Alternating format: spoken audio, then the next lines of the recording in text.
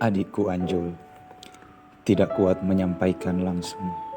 Saya tuliskan surat ini untuk meyakinkanmu bahwa beginilah takdir hidup kita.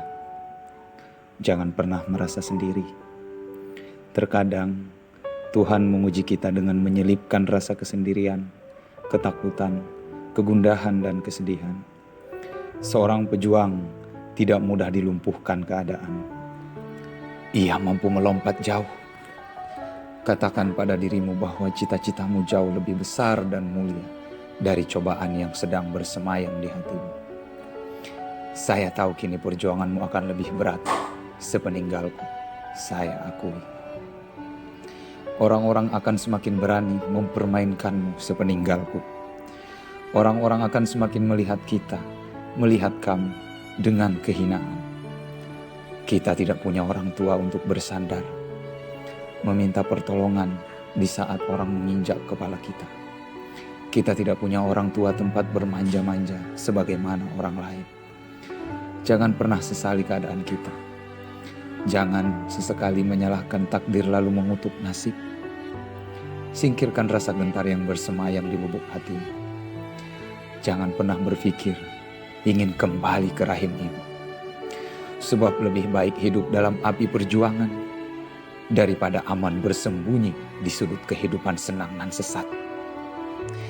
Adikku yang kuat, 1000 ahli filsafat menasihati, 1000 guru mendidik, dan 1000 pujangga membujuk, tidak akan mampu merubahmu menjadi tangguh jika impian di dalam dirimu kau halangi tumbuh. Kaulah yang mengubah dirimu sendiri. Panjatkanlah doa pada Tuhan.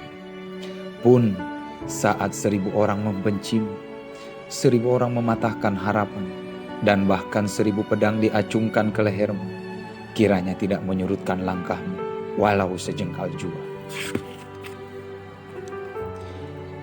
Bila esok orang memuji dan mengangkatmu, kiranya tidak membuatmu lupa diri dan angkuh. Berjuanglah, jangan berhenti karena hinaan dan pujian. Tidak perlu melarang orang berkata tidak baik padamu, sebab Tuhan akan bersama orang-orang yang menegakkan kebenaran. Tidak perlu pula kau memendam rasa benci, apalagi menebar kebencian. Anjul, saya titipkan nelayan dan karang di pulau kita. Uang yang saya berikan pakailah untuk sekolah dan memulai usaha budidaya ikan.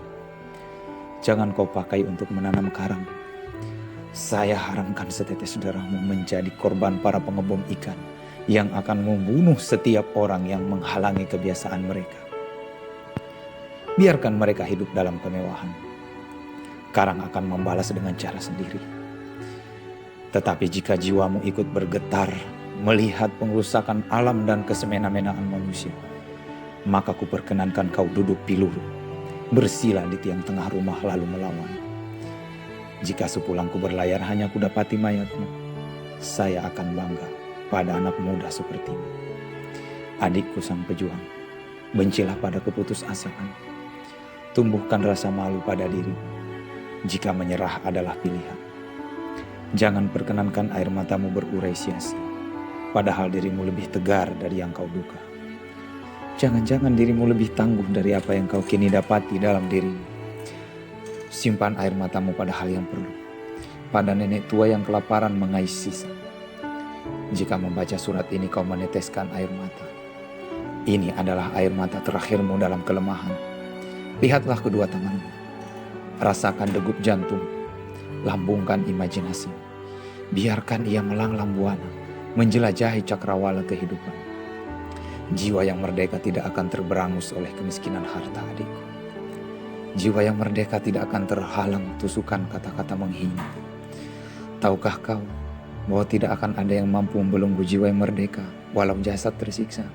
Adikku yang tegar, taburilah mawar pada pusara ibu dan adik setiap Jumat pagi. Tidak lupa saya titipkan kecup manis pada nisan indah itu. Bacalah doa untuk mereka. Katakan pada ibu bahwa kita sudah bertemu dengan ayah dan adik kita Dampa. Minta ia tenang dan tidak perlu khawatirkan keadaan kita. Biar ibu tertidur manis dan terlelap nyaman dalam suka di kuburnya yang lapang. Anjul, sayangilah warisan ayah bunda. Perlakukan gubuk kecil kita seperti istana megah yang selalu dirawat oleh raja dan ratu. Simpanlah jaring yang tergantung di bawah kolong rumah kita. Bersamanya ada bekas tangan almarhum ayah yang setiap sore ia menyulam bagian yang bolong. Saya pun ingat saat itu kita bersama Dampa menemani ayah menyulam jaring bolong itu di atas perahu yang sengaja ayah hanyutkan. Kau begitu bandel.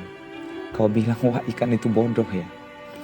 Kalau tahu bisa lepaskan diri di bagian yang bolong, kenapa ikannya tidak bolongin aja semuanya? Kau menangis saat saya soraki telingamu. Maafkan saya. Selamat berjuang adikku. Sekolah yang rajin. Sayangi kawan-kawan yang mengolokmu. Berikan senyum sabarmu pada anak-anak kota Patandan yang mengolok suruh kita dengan meniru-niru bahasa mengejek. Buktikan suatu saat bahwa Bajo akan menolong mereka dengan harkat dan martabat. Walau kini selalu mendapat pelecehan, namun tetaplah perlakukan mereka dengan cara-cara terhormat. Anjul yang sabar, segera temukan jati dirimu. Di dalam darahmu mengalir asinnya lautan luas. Tulangmu dibentuk dari ombak dan badai putih mencekam. Jiwamu telah teruji kematian misterius orang yang kau sayangi. Kiranya semua itu dapat menjadi karakter yang dapat kau terjemahkan dalam fikir dan tindakan. Sejak kecil kau telah disapa gemuruh ombak. Kulitmu disengat ubur-ubur. Tusuk pari pernah menembus telapak kakimu dan tertinggal. Jarimu pernah hampir terlepas dikait mata kail karatan. Anjul adikku, terjemahkan semua itu menjadi jati diri. Selamat menghadapi dunia. Selamat menghadapi hidup dengan segenap ombak beriringan. Dari kakakmu, Katir.